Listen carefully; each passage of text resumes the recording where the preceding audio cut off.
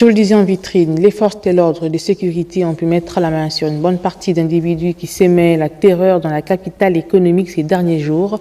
Nos correspondants ont pu les rencontrer dans les locaux du commissariat central de Port-Gentil. Christelle Ntsam, Rodney Mayolo. Ils sont là, les présumés auteurs des actes de violence qui ont traumatisé les Port-Gentillais ces derniers jours et particulièrement dans la nuit du 23 août. Armés de haches, de machettes, de couteaux, de bouteilles cassées et autres armes blanches, ils ont vandalisé des commerces, violenté et braqué de paisibles citoyens dans les quartiers Salsa, Santa Barbara, quartier chic, Omboué Central, Sindara et bien d'autres, non sans les dépouiller de leurs biens. Avec diligence et dextérité, le dispositif des forces de police nationale, déterminé à rétablir l'ordre public troublé par ces jeunes désœuvrés, s'est déployé dans la ville avec l'appui du parquet de la République.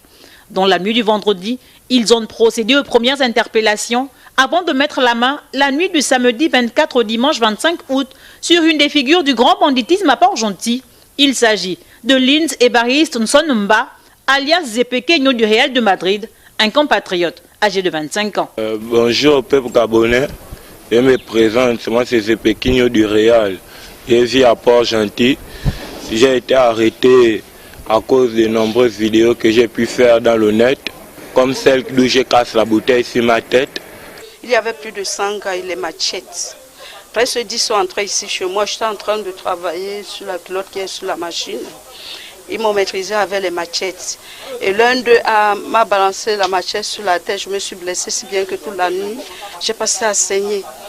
Tout l'argent que j'ai travaillé le mois d'août, ils ont tout pris.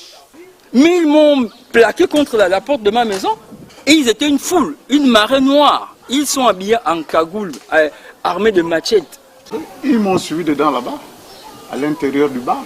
Deux sont venus avec les machettes pour essayer de me prendre le téléphone. J'ai refusé, mais ils ont insisté. Moi aussi j'ai résisté, je me suis protégé avec le casier.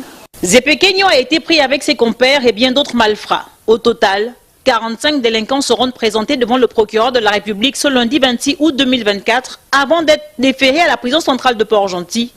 Mais pour combien de temps s'interrogent déjà les populations habituées à voir ces mêmes visages entrer et sortir de prison comme un jeu d'enfant? Si les Marigovéens, tout de même traumatisés, peuvent espérer un retour à la normale les prochaines heures, la question de l'insécurité persistante, consécutive entre autres au trafic de stupéfiants, reste entière dans la capitale économique gabonaise.